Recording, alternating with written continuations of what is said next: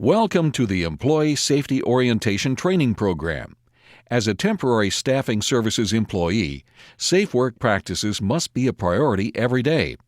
The actions you take within your job responsibilities on a daily basis play a key role in helping you and your coworkers remain productive and safe from injury. This orientation has been prepared to review general safety rules and practices for accident prevention and provide you with information on what to do in case of an accident or injury. As you work through this training program, keep in mind that only employees who take the responsibility to work safely and observe their staffing company and client safe work practices will be assigned work. The guidelines discussed in this program are a condition of your continued employment. Failure to abide by these policies may result in termination of your job assignment or in reduction or complete elimination of any related benefits.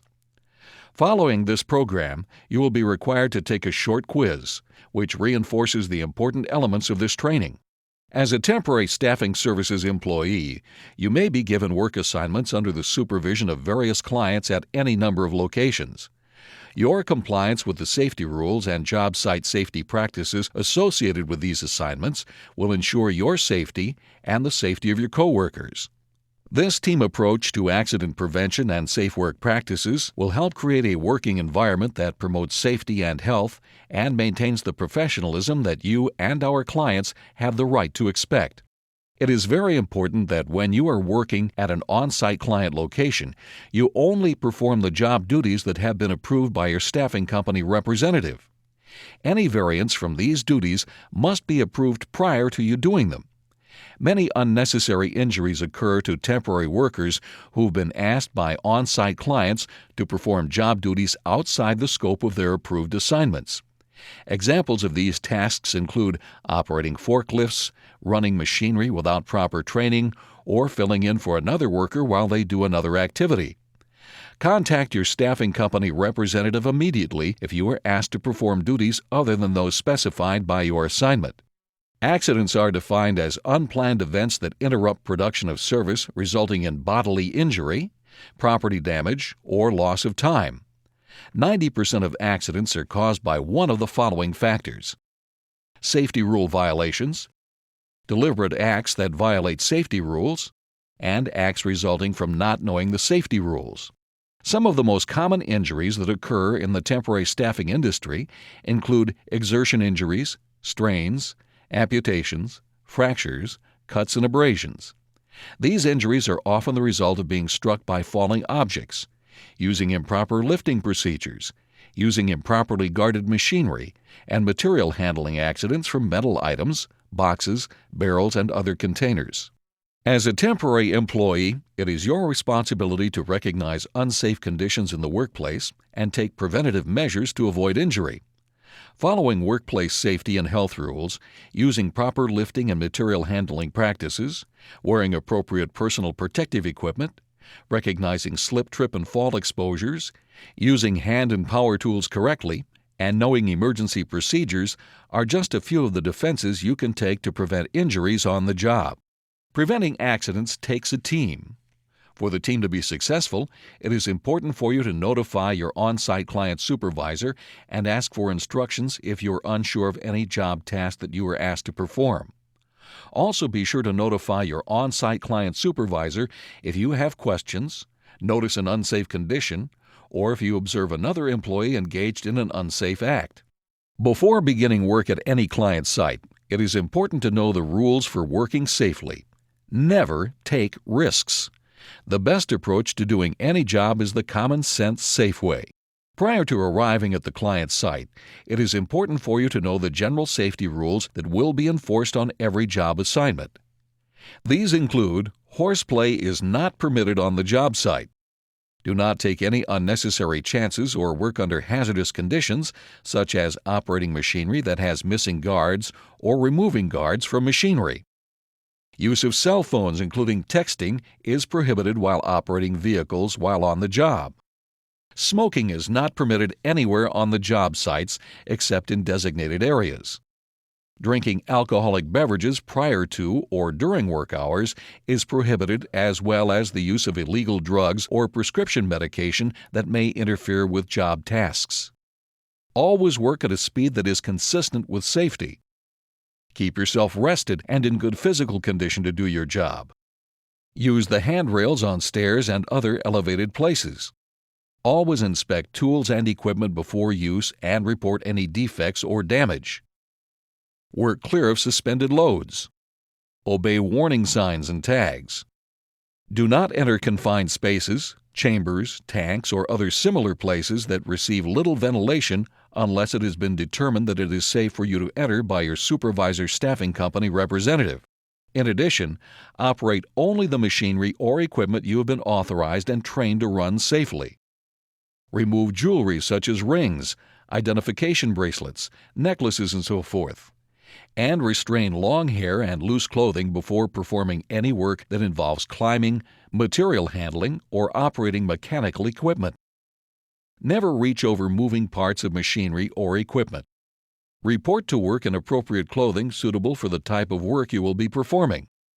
Wear personal protective equipment as required.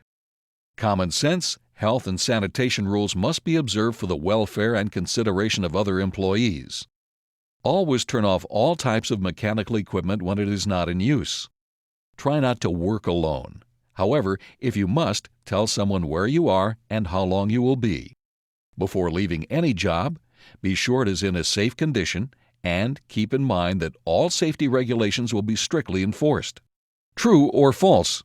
When working at an on-site client location, it is okay to accept jobs that are not within the scope of your approved duties, such as operating a forklift or spending a few seconds filling in for another employee on another job task.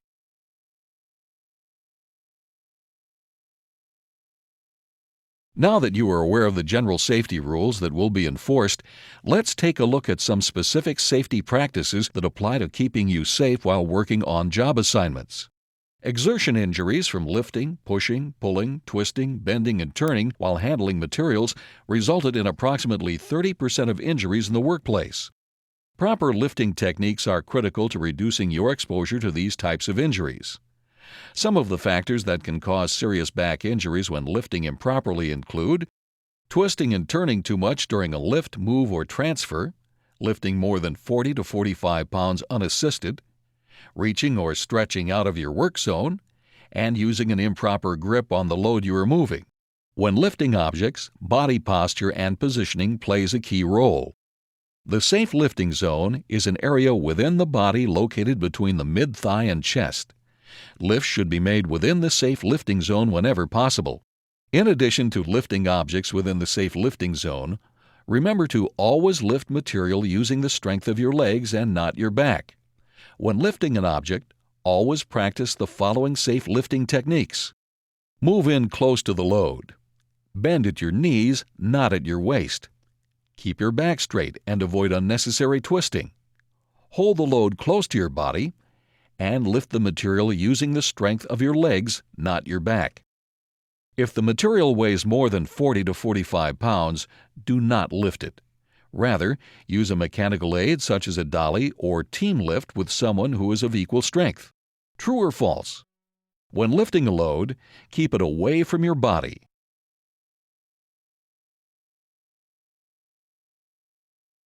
It is important to know emergency exit routes and locations of fire alarms and fire extinguishers. If you discover a fire, pull the fire alarm, call 911, and evacuate the building. Be sure that you know the location of all fire extinguishers and that they are clearly marked and accessible for use. When using a fire extinguisher, use the pass method. Pull the pin, aim at the base of the fire, squeeze the handle, and sweep across the base of the fire. In addition, smoking and open flames are not permitted where flammable solvents, liquids, fluids, gases, and other flammable materials are stored, transported, handled, or used. Do not use gasoline for cleaning purposes. Permits must be obtained for hot work such as welding, burning, and cutting operations. No burning, welding, or other source of ignition should be applied to any enclosed tank or vessel until it has first been determined that no possibility of explosion exists and authority for the work is obtained from the on-site supervisor. Cleanse thoroughly after handling hazardous flammable substances and follow special instructions for those products. Good housekeeping is a term that describes the practice of keeping the workplace neat and orderly. Storing materials properly, maintaining adequate space to move through or work in the area are all easy actions to take for preventing accidents. In addition, good housekeeping also allows for more efficient job performance on your part. Materials, tools, and equipment stored in an orderly manner are easy to find, less likely to become damaged, and quicker to utilize. To maintain good housekeeping in your work area, take the following actions. Maintain work areas and storage facilities that are clean, neat, and orderly. Keep all aisles, stairways, passageways, exits, and access ways to buildings free from obstructions at all times. Clean up all spills immediately. Return tools and equipment to their proper places when not in use. And lay out extension cords, air hoses, water hoses, ladders, pipes, tools, and so forth in a way that minimizes tripping hazards or obstructions to traffic. For many people, the use of personal protective equipment, or PPE, is a required part of every workday. PPE is designed to protect you from serious workplace injuries or illnesses. If it is not utilized properly, it will not be effective in keeping you safe. All employees must use required PPE. Ask your on-site client supervisor for specific instructions. Prior to beginning work each day, be sure you know what PPE is necessary to safely do your job. Let's take a look at some of the common types of PPE that you might be required to wear on work assignments. Safety glasses, face shields, and welding helmets are types of commonly used eye protection. Make sure your eye protection fits correctly. When you are done using your eye protection, be sure that you know how to maintain and store it. Foot injuries can be avoided with proper use of foot protection. Work boots with ankle support and leather shoes offer adequate protection from many of the hazards encountered in the workplace. Many work environments require the use of shoes or boots equipped with a steel toe. This helps to protect toes from becoming lacerated or crushed by materials or equipment in the workplace. The use of hearing protection is necessary for employees exposed to noise levels of 85 decibels or greater during an average 8-hour workday. Types of hearing protection include disposable earplugs, reusable earplugs, headband earplugs, and earmuffs. When the possibility of injury from falling or flying objects exists, regulations developed by the Occupational Safety and Health Administration, or OSHA, require the use of head protection. The most common type of head protection is the hard hat. A traditional hard hat is made up of an outer shell and a suspension system that is designed to protect the head from heavy blows or other trauma. Hand protection is another common type of PPE utilized at client sites. Gloves are designed to protect the hands from numerous hazards including lacerations, burns, punctures, caustic chemicals, and other types of injuries. Gloves can be made of leather, mesh, cotton, or rubber and should be chosen depending on the job. Always take good care of your PPE after each use. If you are unsure of what PPE to use or how to wear it, notify your supervisor. In addition, report damaged or defective PPE to your supervisor immediately. Remember that all PPE must be approved by your supervisor and/or your staffing company representative and meet all applicable standards. True or false? If you have a concern about the condition of your PPE, notify your on-site supervisor.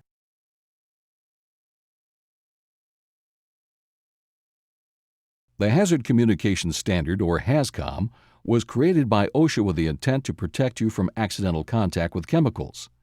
The standard provides you with the right to know about the chemicals you may encounter on the job and explains how to protect yourself from the hazards associated with these chemicals. Here are some good practices to follow when working with chemicals and hazardous materials. Use chemicals properly and only for what they are intended, and do not mix incompatible chemicals. Use appropriate PPE. Know the location of the nearest eye wash and drench shower system prior to working with chemicals. Understand and use safety data sheets, SDSs. These sheets explain the hazards and precautions of the chemicals you work with and are available at each client worksite. In addition, properly label containers with the identity of their contents and applicable hazard warnings. Practice good hygiene when using chemicals. Wash your hands often, before breaks, meals, and at the end of the day. Separate work from break and lunch areas, and remember that smoking is prohibited at client sites, especially when working with chemicals or solvents. Use only designated areas for smoking. True or false? Prior to using any chemical, be sure to read and understand the corresponding SDS.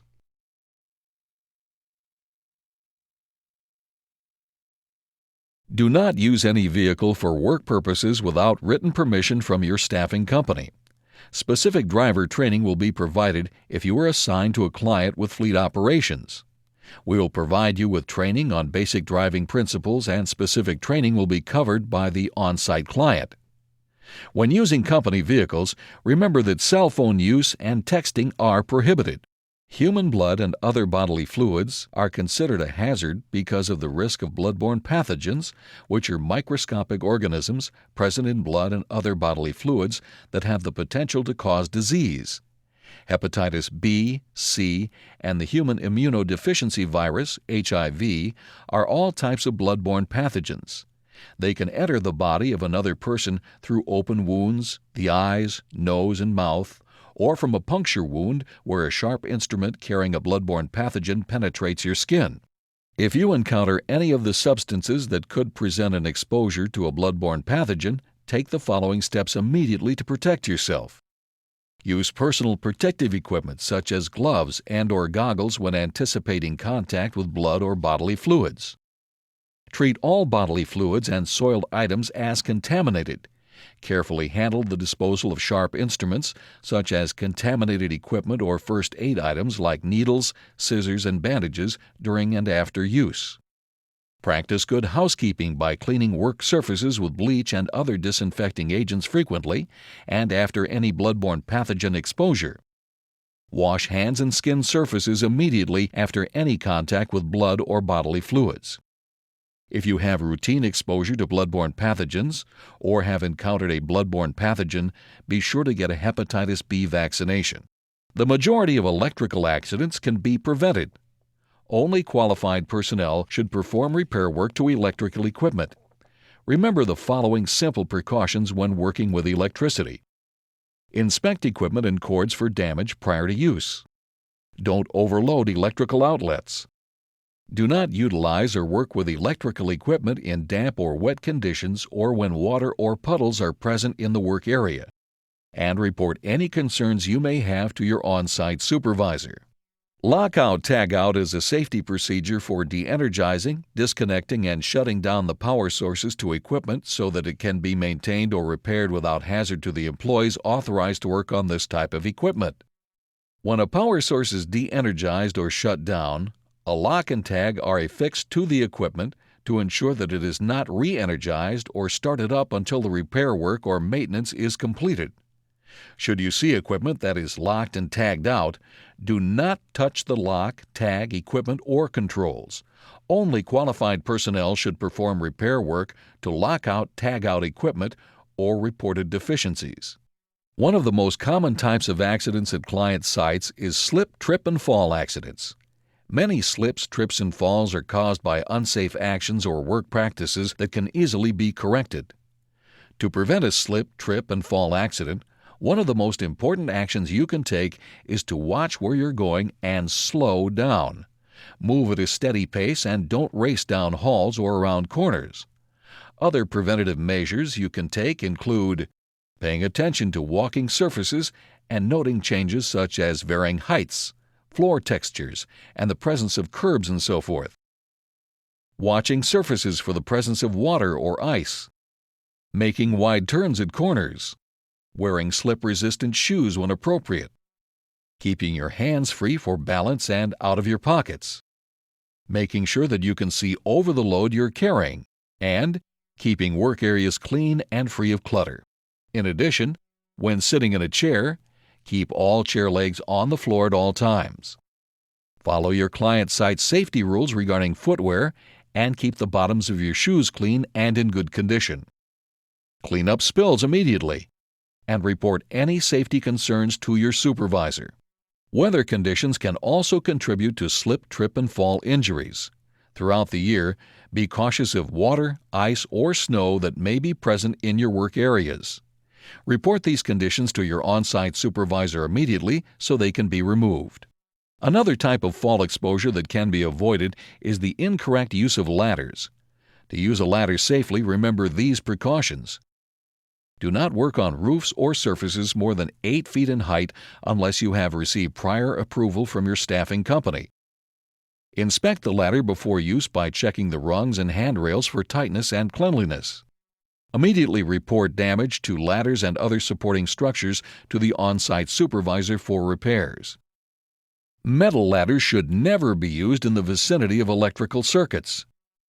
Do not paint ladders and clean muddy or slippery shoes before climbing the ladder.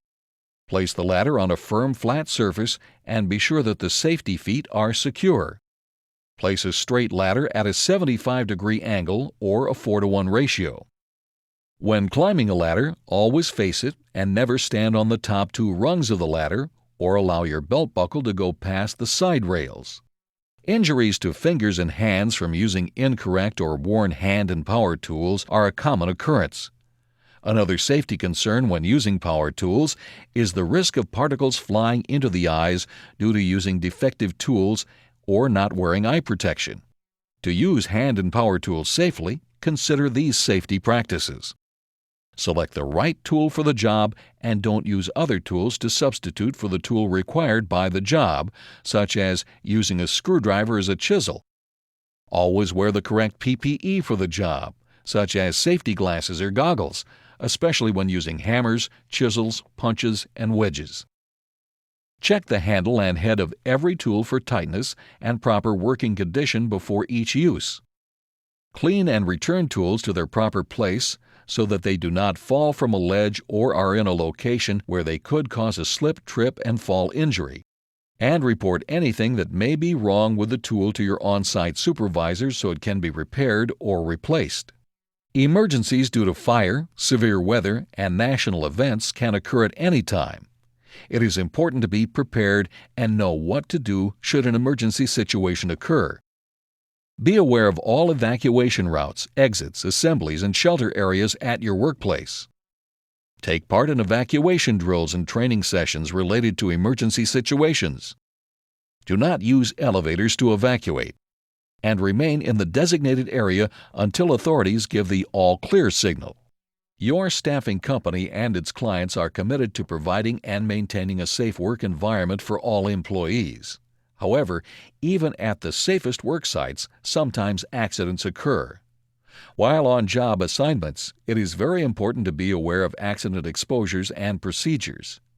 In the event you are involved in an on-the-job accident, you are required to follow all rules and regulations. Report any accident, injury, or near miss that resulted from your job-related duties to your on-site client supervisor immediately and seek first aid. This includes minor injuries and near misses, such as a cut finger that requires a Band-Aid. Also, if you strain a muscle while working but do not feel you need medical attention, be sure to immediately report the injury to your on-site supervisor anyway. After reporting this to your on-site supervisor, contact your staffing company office immediately by using office voicemail or pagers if available, no later than at the end of your work shift. Proper notification concerning any on-the-job injury is important to protect your right under workers' compensation legislation. This will help to ensure that you receive proper medical treatment and will expedite your return to work and protect others from suffering the same injury. All clients for which you may be working are aware of these procedures and will help you to follow this process. Please be aware that if you're involved in an accident or injury that requires a doctor's appointment or hospitalization, a representative from your staffing company may meet you at the physician's office or hospital. At that time, as with every accident and injury, the representative will begin a report and conduct an investigation of the accident. For your protection and care, it is important that you cooperate with this process. Following an accident, you are required to submit to a drug screen. This screen is a routine part of our policies and procedures regarding on-the-job accidents and injuries. The drug screen is in compliance with our substance abuse program, and you have signed an authorization and consent form for this as part of your agreement of employment. In the event of an accident or injury, we will make certain that you receive the best medical treatment available and will help you return to work as quickly as possible. We have effective return-to-work, modified duty programs that will accommodate most restrictions or limitations to get you back to work. Making a false or fraudulent workers' compensation claim is a crime that can result in fines and/or imprisonment and loss of eligibility to receive workers' compensation benefits. True or false? All injuries and near misses should be reported to your staffing company.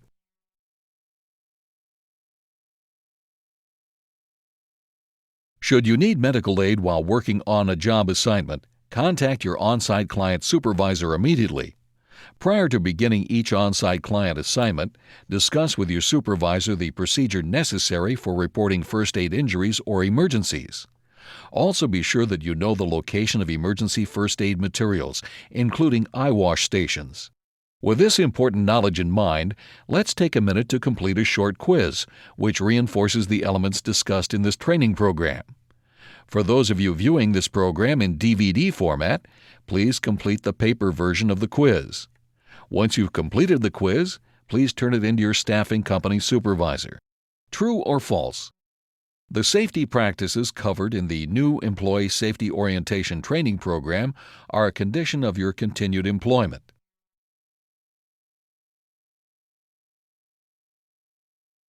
True or false? Small injuries that occur on the job do not need to be reported to your staffing company.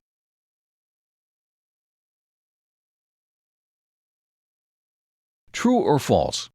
If you are involved in an accident or injury that requires a doctor's appointment or hospitalization, a representative will conduct an investigation of the accident.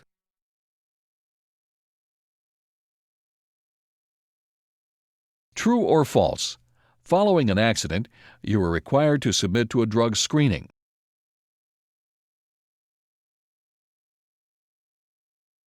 Preventing accidents takes a team approach and includes A. Knowledge of safe work practices, B. Use of required PPE, C.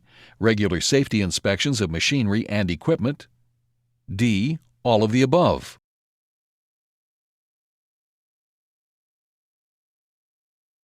Examples of general safety rules to practice include A. Always work at a speed that is consistent with safety.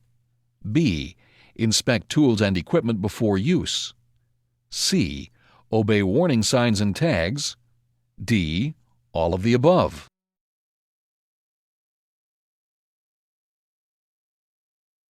Personal protective equipment includes items such as A. Safety glasses, B. Boots, C. Earplugs, D. All of the above, E. None of the above.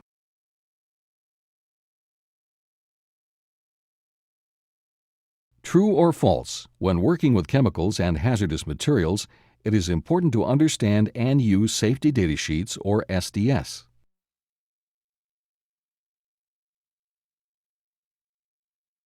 The safe lifting zone is an area of the body that is A.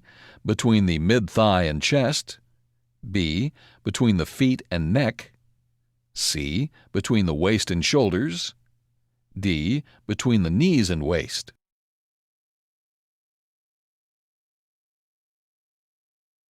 To protect yourself from exposures to bloodborne pathogens, A. Use personal protective equipment such as gloves and goggles. B. Clean work surfaces with bleach and other disinfecting agents. C. Wash hands and skin surfaces immediately after contact with blood or bodily fluids. D. All of the above.